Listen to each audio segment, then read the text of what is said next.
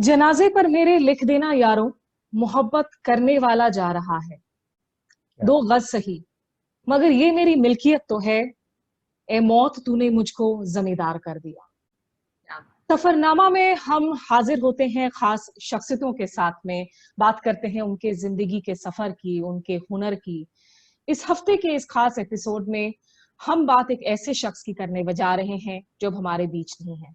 नमस्कार, आपके साथ मैं स्मिता शर्मा हूं और आप देख रहे हैं सफरनामा, जहां हम बात कर रहे हैं हम सबके चहेते, हम सबके अजीज राहत इंदौरी साहब की, जिनका 11 अगस्त को पहले वो कोरोना वायरस से संक्रमित हुए और अस्पताल गए और कुछ घंटों के अंदर ये बेहद ही दुखद खबर आई कि दिल का दौरा पड़ने से उनका निधन हो गया। एक ऐसे शख्स जो किसी पहचान के मोहताज नहीं, जिन्होंने उर्दू शायरी, उर्दू भाषा को लेकर जो मुकाम हासिल किए, अपनी जो पहचान बनाई, और एक ऐसा सितारा जो आज हमारे बीच नहीं है। 70 साल के थे राहत इंदौरी साहब। बॉलीवुड के भी काफी सारे जो मशहूर गीत हैं उन वो भी उन्होंने लिखे हुए हैं। और इंदौर में इनका जन्म हुआ 1 जनवरी 1950 में। वहां उनका पूरा नाम जो था वो दरअसल राहत कुरैशी था। तो चौथी संतान थे अपने परिवार में। राहत कुरैशी से लेकर जब हम राहत इंदौरी साहब की बात करते हैं तो ये सफर कैसा रहा, ये सफरनामा आज हम बूझने की कोशिश करेंगे 2 खास शख्सियतों के साथ में जो हमारे साथ जुड़ रहे हैं। शकील जमाली साहब, आप खुद ही मशहूर कवि हैं, मशहूर शायर हैं, और खास करके जश्न रेख्ता के साथ में आप जुड़े हुए हैं जिस तरीके से, और रेख्ता में आप उर्दू भाषा पर लगातार आप उसमें वर्क कर रहे हैं, उसको आगे बढ़ाने की कोशिश कर रहे हैं। साथ ही कामना प्रसाद जी, जो खुद किसी पहचान की मोहताज नहीं है, और जब पोइट्री की बात आती है तो इनका जो अपना अंदाज है, इनकी जो अपनी पहचान है, वो अपने आप में उसको बयां करने के लिए शब्द कम पड़ते हैं, और जश्न बहार की ये फाउंडर भी रह चुकी हैं। बहुत शुक्रिया आप दोनों का ही हमारे साथ जुड़ने के लिए आज इस खास चर्चा में। हाँ। तो एक मुझे लगता है कि आज ये मौका है कि हम राहत इंदौरी साहब की जिंदगी को सेलिब्रेट भी करें, जो मुकाम उन्होंने हासिल किए, जो विरासत वो हमारे लिए छोड़ कर गए हैं। सबसे पहले अगर मैं आपसे पूछना चाहूंगी शकील जमाली साहब, जो ये सफर की हमने बात की कि राहत कुरैशी से जब वो बाकायदा साइन बोर्ड्स में जो है पेंटिंग करते थे गुजारा करने के लिए, उनका ये जो सफर रहा, इसमें आपकी पहचान उनसे कब हुई, कैसे जाना आपने उन्हें? इसमें कोई शक नहीं है कि ये जिंदगी वाकई एक ऐसा सफर है कि जिसमें खट्टे मीठे बहुत से तजुर्बे होते हैं। अब मुझे यहाँ देखिए अचानक राहत साहब के जाने पे होश नोमानी का एक शेर याद आता है कि वो तो बता रहा था कई रोज का सफर, वो तो बता रहा था कई रोज का सफर, जंजीर खींचकर जो मुसाफिर उतर गया। तो अगले लम्हे क्या हो जाए क्या मालूम। राहत भाई के बारे में हम ये तवक्को ही नहीं कर रहे थे, ये सोच ही नहीं रहे थे कि वो इतनी जल्दी हमारे दरमियान से चले जाए। इसमें कोई शक नहीं कि बड़ी स्ट्रगल की है उन्होंने, पेंटिंग भी की, थिएटर भी किया, और जाहिर है कि उन्होंने जिस तरह से मुशायरे में अपनी एक जगह बनाई, एक अपने खास स्टाइल की वजह से, एक अपने खास असलूब, एक अपने खास शैली की वजह से, तो वो मैं समझता हूँ कि रहती दुनिया तक उसे याद रखा जाएगा। और मुशायरे की तारीख, मुशायरे का इतिहास जब जब लिखा जाएगा, राहत इंदौरी को आप नजरअंदाज नहीं कर सकते। इसलिए नहीं कर सकते कि वो आदमी जो एक लहजा लेके आया था, जो एक शैली लेके आया था, वो उसका अपना था। वो किसी से उधार लेके नहीं आया था। बल्कि अब आप ये देखिए कि अब तक मुशायरे में 2 चीजें थी, तहत या तरन्नुम। लेकिन राहत इंदौरी ने जब एंट्री की तो रफत सरोश हमारे एक बहुत बड़े शायर हैं, वो उन्होंने ये लिखा है एक जगह कि जब राहत इंदौरी पहली बार एक मुशायरे में आए और मैंने देखा कि कोई नया लड़का है, तो वो उसका संचालन कर रहे थे रफत सरोश साहब, तो वो कहने लगे कि मैंने 1-2 जुमले बोल के उनको बुला लिया, लेकिन जब वो बाइक पे आए तो मुझे ऐसा लगा कि जैसे किसी बहुत तेज शराब की बोतल का काग उड़ा दिया हो किसी ने। और वो जो शराब तेजी से उंगली है, पहली है, तो उसके उसकी उसकी राव में वो सामईन भी बह गए और मैं भी बह गया। और मुझे ये तय करने में देर नहीं लगी कि ये आने वाला लड़का एक तारीख लिखने आया मुशायरे की, और ये शख्स वाकई एक तारीख लिख के चला गया। जी बताइए। बिल्कुल, आज तारीख जिस तरीके से वो लिख कर गए हैं और साहित्य आज तक के मंच पर भी जहां वो काफी बार गए, वहां मैं पढ़ रही थी कि किस तरीके से जो है एक मुशायरे के दौरान ही उनकी मुलाकात दरअसल मशहूर शायर जानिसार अख्तर से हुई थी। और उस वक्त उन्हें बताया जाता है कि जब वो ऑटोग्राफ लेते वक्त इंदौरी साहब ने कहा कि मैं शायर बनना चाहता हूं, तो उन्हें दरअसल कहा था अख्तर साहब ने कि आप जाकर सबसे पहले 5000 शेर जो है याद कर लें, बिल्कुल तब बिल्कुल। शायर बनने की सोचे। तो फिर उन्होंने कहा कि वो तो मुझे पहले से याद है। तो तब अख्तर साहब ने कहा कि फिर तो आप तैयार हैं। तो ऐसे ही मुशायरों का जो दौर है कामना जी, उसमें खुद आपकी इतनी बड़ी एक कंट्रीब्यूशन रही है जश्न बहार के जरिए। पहले अगर थोड़ा सा मैं आपसे जान सकूं कि राहत साहब से तो काफी बारी आपके मंच पर भी वो आए, उनकी क्या यादें हैं इस वक्त? पहले तो हम ये बता दें कि जश्न बहार के हम फाउंडर हैं, अभी भी रहे और शुरू भी हमने किया था। और राहत साहब का जो अगर हम बात करें तो सबसे पहले तो ये कहें कि आज हम दोनों को फुर्सत है, चलो इश्क करें। इश्क दोनों की जरूरत है, चलो इश्क करें। आप हिंदू, मैं मुसलमान, ये ईसाई वो सिख, यार छोड़ो ये सियासत है, चलो इश्क करें। बहुत अच्छा, बहुत अच्छा। राहत साहब से तो हम भी उतने ही मुतासिर हैं जितनी सारी दुनिया इस वक्त है, और रहेगी, रहती दुनिया तक उनके अशार कायम रहेंगे।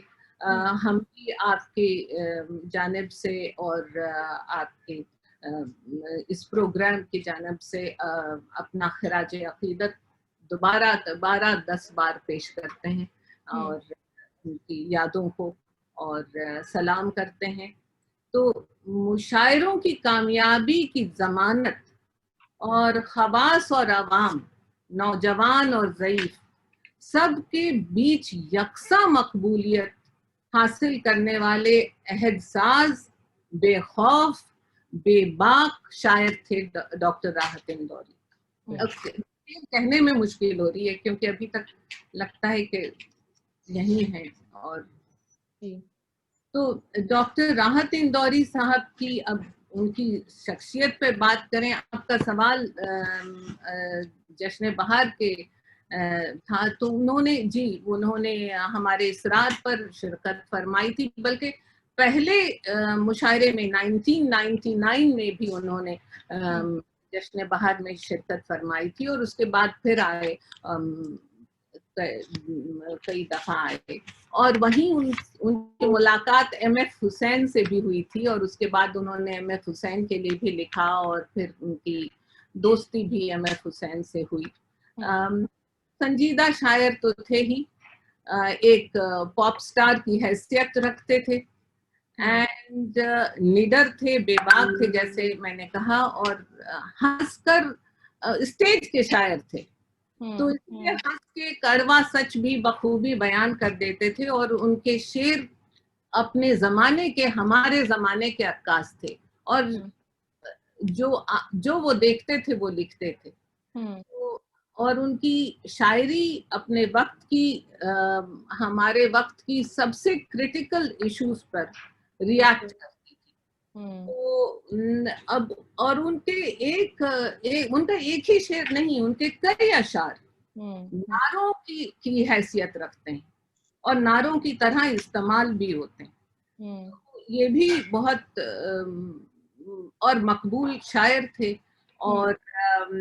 और मकबूलियत उनकी ऐसी कि अदबी महफिलें हो, आप जमाली साहब मुझसे शायद इत्तेफाक करें कि बिल्कुल सही फरमा रही हैं, अदबी महफिलें हो या मुशायरे हों, दोनों में उनको यकसा मकबूलियत हासिल थी, और मिलनसार थे, और खुश मिजाज थे, और बहुत अच्छी बातें, और हमेशा सेक्युलर, फिरोशियसली सेक्युलर इंसान थे, और ट्रू नेशनलिस्ट तो थे ही। उनकी बातें भी इसी तरह होती थी, और ये नहीं कि उन्होंने वो एंटी एस्टैब्लिशमेंट, चाहे किसी की भी एस्टैब्लिशमेंट हो, इस तरह की बात लिख सकते थे और बेबाकी से स्टेज पे कह सकते थे। बिल्कुल। तो ये भी बहुत बड़ी सिफत है, वो एकदम सीधी सीधी बात करते थे। कोई मतलब बात को जो है तोड़ मरोड़ के इस तरह से घुमा फिरा के नहीं करना।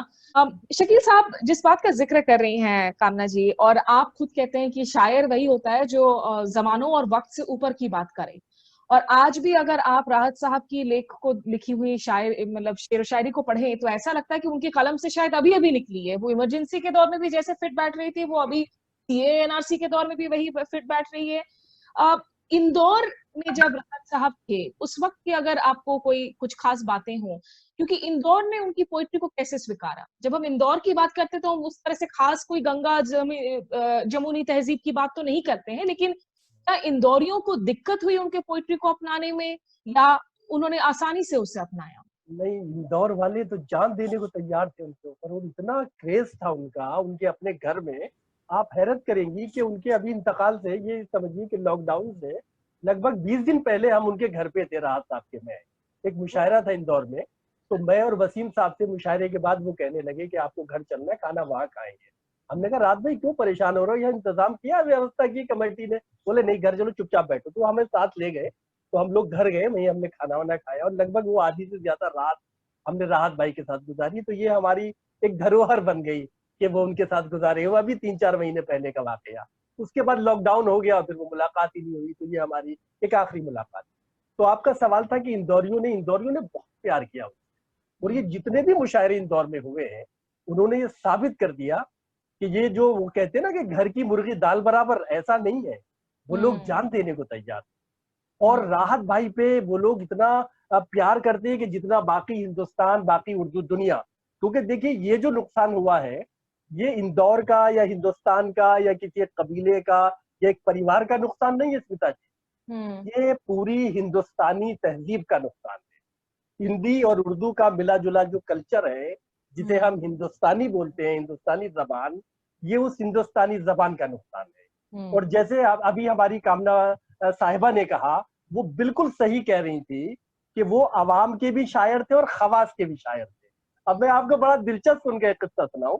मुशायरों में अक्सर वो ये कहते थे, और उस आदमी की इतनी नजर थी अपने समाज पे, अपने देश पे, अपने काल पे, अपने सामीन पे, कि वो कहते ना कि उनका रिमोट राहत भाई के हाथ में रहता था।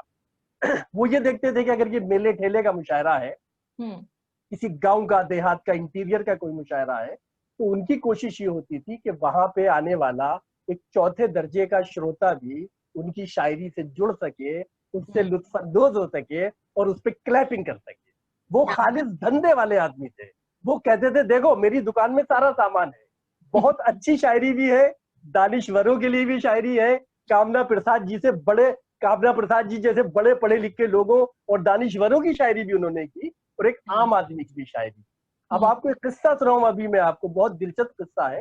प्रोफेसर मुजफ्फर हनफी साहब एक मुशायरे की सदारत कर रहे थे। ये इतने बड़े लोग हैं कि जो जाहिर है किताब और एकेडमिक लेवल पर उस हवाले से बात करें तो बहुत बड़े लोग हैं, लेकिन होता क्या है मुशायरे में, ये इस तरह की बहुत गाढ़ी और बहुत इल्मी और बहुत स्तरीय शायरी कभी कभी नहीं चल पाती। अब आपने देखा होगा कि शहरयार कितने बड़े शायर हैं, गालिब कितना बड़ा शायर था, लेकिन मुशायरे में नहीं चलता था वो जबान सख्त थी उनकी। अब वो कह रहे हैं कि साहब काहे काहे न पूछ, तो वो कावे का, तो वो कह रहे हैं कि अरे भाई मिसरा उठाइए, तो सामीन कह रहे हैं साहब इतना भारी मिसरा हमसे नहीं उठेगा, इसके लिए पुलिस बुलाइए। तो अब देखिए वो जानते थे राहत इंदौरी, उन्होंने जबान को, अपनी शायरी का चयन उसी हिसाब से किया जैसी आदत होती थी। वो कहते थे बोलो चूरन निकालूं, डमरू घुमाऊं कि अच्छी शायरी सुनोगे, तो लोग कहते थे अच्छी शायरी सुनाइए, तो फिर वो अच्छी शायरी सुनाते थे। तो उनकी दुकान में चूरन भी थी, डमरू भी बजाते थे। वो खालिस कारोबारी आदमी थे, बिल्कुल अच्छे शायर थे और बहुत अच्छे परफॉर्मर थे। और मोहब्बत भी थी, बगावत भी था। एक बात कह के आपके सवाल का जवाब पूरा करूंगा। देखिए होता क्या है कि मुशायरा या कवि सम्मेलन, ये आप सब जानते हैं कि ये कोई अदब की कोई क्लास नहीं है, साहित्य की कोई क्लास नहीं है ना। ये आधा अदब है, इसमें आधे से ज्यादा परफॉर्मिंग आर्ट का दखल होता है। अगर आपकी पेशकश अच्छी नहीं है, आपकी परफॉर्मिंग अच्छी नहीं है, तो कितना भी अच्छा शेर हो वो मर जाएगा।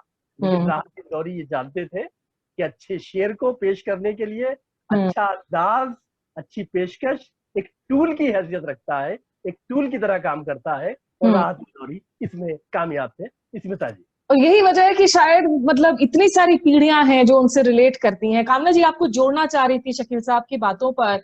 जी, मैं तो वो शेर पढ़ना चाह रही थी, ये उसका जिक्र कर रहे हैं गालिब का, जो पहली गजल है उनके दीवान की, नक्श फरियादी है किसकी शोखियत है जी।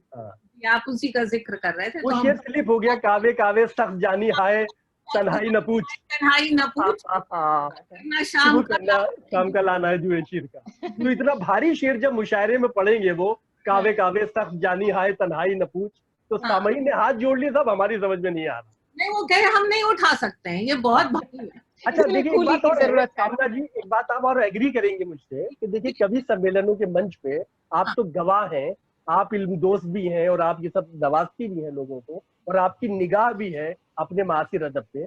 आप ये देखिए कि कवि सम्मेलनों के मंच पे हमारे धर्मवीर भारती जी हो, अज्ञे जी हो, या सर्वेश्वर दयाल सक्सेना जी जैसे बड़े लोग बैठे रहते थे। लेकिन आप देखिए कि अफसोस की बात यह है कि ये हूट हो जाते थे, लेकिन नीरज जी पंडाल को फाड़ दिया करते थे। तो ये एक अलग ही परफॉर्मिंग आर्ट है, ये शायद परफॉर्मिंग भी है, और ये एक अवाम से जुड़ने की अदात है। हाँ, बस ये जो मामला है, ठीक। जो वो जो माहिर थे वो तो थे ही, राहत साहब तो थे ही। अब और दूसरी चीज ये है कि इनकलाबी शायर थे, और पर अव्वलो आखिर नेशनलिस्ट थे। पक्के अगर मुशायरे में किसी शायर ने कोई नफरत फैलाने वाला शेर पढ़ा तो उसको रोक देते थे, डांट देते थे। और इस पर उन्होंने ये कहा कि मैं मर जाऊं तो मेरी एक पहचान लिख देना, लहू से मेरी पेशानी पे हिंदुस्तान लिख देना। अब उसमें तो कोई, और वो उसके वो बहुत फियर्सली नेशनलिस्ट। लेकिन कामना जी, ये बहुत अफसोस की बात है, और एक दफा उन्होंने इस बात का जिक्र भी किया कि किसी शख्स ने आकर उनको जिहादी कह दिया, जिसके बाद वो पूरी रात सो नहीं पाए, कचोटता रहा ये बात उनको। और आज भी अफसोस की बात कि हम ऐसे एक सियासी दौर में जी रहे हैं जहां उनके गुजर जाने के बाद भी एक ऐसा धड़ा है जो इतनी उल जलूल बातें लिख रहा है, जो जिस तरीके से उन्हें याद कर उनकी को एक तरीके से डिस्ट्रॉय करने की कोशिश कर रहा है। तो इन सब के बीच में जब एक शख्स इमरजेंसी के दौर से गुजरता है, जब एक शख्स एक दूसरे तरह की मेजॉरिटेरियनिज्म से जूझता है, एक शायर को इस लेवल का इनकलाबी होने के लिए अंदर से हिम्मत कहाँ से मिलती है? हिम्मत तो उनकी इनहेरेंट थी ना, और उनको हिम्मत आवाम देती थी। हर बार जब वो कहते थे कि भाई अगर सुनना है तो हमें बताओ कि तुम सुन रहे हो, तो जब हम उस पर खुश होंगे और बताएंगे उनको मकबूलियत, और वो जो आवाम थी और जो सामईन थे उनसे उनको हिम्मत आती थी। और एक ऊपर से भी आमद तो होती ही है, बगैर आमद के तो शेर कहना इस कदर और इतने अच्छे शेर और बेबाकी से कह डालना ये आसान नहीं। और देखिए, जिनको कुछ लोग तो हसद की वजह से कह देते हैं, कुछ लोग आपकी मकबूलियत से परेशान हो जाते हैं, कुछ तो इस तरह की बातें, ये तो इस बात की दलील है कि आप वहां पहुंच चुके हैं जहां से सबको तकलीफ हो रही है। वरना जो बिल्कुल एवरेज शायर है उससे क्या तकलीफ है, उसको कौन कहेगा जिहादी, कोई नहीं कहेगा। तो वो तो पाए के शायर थे, आलमी शायर थे, तो वो कहेंगे लोग उनको। जी। लेकिन राहत साहब के चले जाने से, जिस तरीके से आज आप हैं, आज शकील साहब हैं, आप लोग लगातार उर्दू पर इतना काम कर रहे हैं, उर्दू को आगे बढ़ाने की कोशिश कर रहे हैं, दूसरी ओर वो सियासत भी है जहां उर्दू को हम हिंदुस्तान से मिटाने की कोशिश करते हैं, जहां हम चाहते हैं कि हम नामों को बदलते, हम उर्दू शब्दों का प्रयोग ना करें। इन सब से किस तरह का असर पड़ता है एक आर्टिस्ट पर, एक उनकी क्रिएटिविटी पर? देखिए, उर्दू बिल्कुल यही है और कहीं नहीं जा रही, स्थापित है और यहाँ से पूरी दुनिया में गई है। उर्दू हिंदुस्तान की जबान है, ये हिंदुस्तान उर्दू की सरजमीन है, यहीं पैदा हुई और यहीं परवान चढ़ी। तो इसको तो और हजारां बरस से उर्दू हिंदुस्तानियों के दिलों में रहती है। ये लश्करों में जन्मी, सूफियों के पनाह में पली, दरबारों में परवान चढ़ी और हर खासो आम के दिलों में ऐसे जा बसी कि आज उर्दू की दुनिया, उर्दू की बस्तियां सारी दुनिया में आबाद है। ये यहाँ से गई, अब क्या क्या कहाँ कहाँ से हटाएंगे उर्दू, हो ही नहीं सकता, इम्पॉसिबल। अब इतनी सारी ये हम इस तरह बात करते हैं अब इसमें कि इतने सारे हिंदी और उर्दू के अल्फाज इस कदर जुड़े हुए हैं कि आप उसको अलग कर ही नहीं सकते। अब शादी ब्याह, किस्सा कहानी, देर सबेर, धन दौलत, मरहम पट्टी, हंसी मजाक, दीन धर्म, राम रहीम, क्या करेंगे आप, किसको हटा देंगे आप? ये तो हम एक साथ बोलते हैं ना। अब रामचरित मानस से कितनी चीजें आप, कितनी उर्दू, फारसी, अरबी के अल्फाज हैं रामचरित मानस में, तो क्या रामचरित मानस पढ़ना हम बंद कर देंगे? हरगिज नहीं। बिल्कुल बिल्कुल, बहुत बहुत खूबसूरती से जो है आपने ये बातें रखी। शकील जी, जिस तरीके से हम बात कर रहे हैं कि आज की दौर में जब उनकी पोइट्री को, जब सीए एनआरसी प्रोटेस्ट के दौरान जो है लगातार युवाओं ने उनका जिक्र किया, उस पोइट्री को और ज्यादा रिसाइट किया, राहत साहब से बात होती थी तो कभी इन बातों पर को लेकर कोई यादें हों जहां पे वो विचलित हो या परेशान हो कि क्यों उर्दू को लेकर सियासत हो रही है या क्यों मेजॉरिटेरियनिज्म का एक दौर चल पड़ा है? इन सब बातों को लेकर निजी स्तर पर, एक कवि के तौर पर, एक ह्यूमन बीइंग के तौर पर वो क्या कुछ बातें किया करते? बिल्कुल, देखिए, हर शायर, हर कवि, हर दानिश्वर, हर साहित्यकार, हर सहाफी, पत्रकार जरा सा हसास होता है, भावुक होता है। अगर वो हसास नहीं है और उसकी चेतना अगर मर गई या वो पत्थर हो गया तो फिर तो कुछ बचता नहीं, सब खत्म हो जाता है। तो ये छोटी छोटी चीजें जाहिर बात है राहत साहब को भी दुख देंगी, आपको भी परेशान करेंगी, कामना जी को भी दुखी करेंगी, और हम लोग भी रात रात भर नहीं सो पाएंगे इन चीजों से। लेकिन मसला क्या है कि हम लोगों का काम मोहब्बत करना है, हम लोगों का काम जख्मों पे मरहम रखने का है। हम दुखी इंसानियत की मसीहाई के लिए पैदा हुए हैं। दूसरे लोग कितना भी डैमेज करें, कितना भी नुकसान करें, हम अगले दिन उस नुकसान की भरपाई के लिए फिर खड़े हो जाते हैं, एक नए हौसले के साथ, एक नई ऊर्जा के साथ। और मैं तो अक्सर इस बात को कहता हूं कि करेंगे क्या जो मोहब्बत में हो गए नाकाम, करेंगे क्या जो मोहब्बत में हो गए नाकाम, हमें तो और कोई काम भी नहीं आता, तो हमसे तो यही काम आता है, वो चाहे राहत साहब हो या गुलाम मोहम्मद कासिर हो या शकील जमाली हो या कामना प्रसाद हो या स्मिता शर्मा हो, हम सब मोहब्बत करने वाले लोग हैं। और समाज के जितने नुकसानात हैं, जितने जख्म हैं, उस पर मरहम रखने का काम है। आपने उर्दू के हवाले से जो बात अभी की कामना जी से, और कामना जी ने बड़ा अच्छे तरीके से उसको समझाया। देखिए, उर्दू जो है ये सब यही हमारे आसपास की भाषा है, हमारी इसी जमीन की भाषा है। 250 साल पहले दाग देहलवी इस बात को कह गए, गालिब के फौरन बाद जो आने वाला शायर है दाग, उन्होंने कहा कि हिंदू कहीं के हैं न मुसलमान कहीं के हैं, हिंदू कहीं के हैं न मुसलमान कहीं के हैं, दोनों यहीं रहेंगे, ये दोनों यहीं के हैं, आप कैसे अलग कर सकते हैं? ये हमारा बरसों का, सदियों का एक नाता है, एक संबंध है, हमारी हेरिटेज है, हमारा कल्चर है, हमारी सभ्यता है।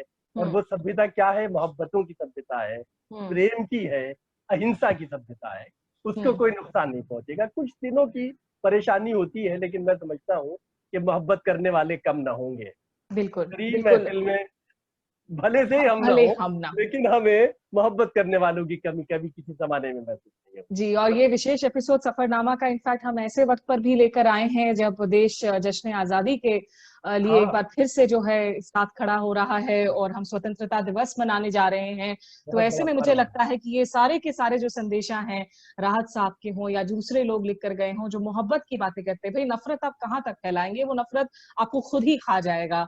तो आखिरी सवाल आपसे कामना जी लेना चाहूंगी ऐसे में, मतलब आज की दौर में जो सबसे ज्यादा जिसका जिक्र रह रहकर होता है उनकी लिखी हुई शब्दों का, कि भाई किसी के बाप का हिंदुस्तान थोड़ी है।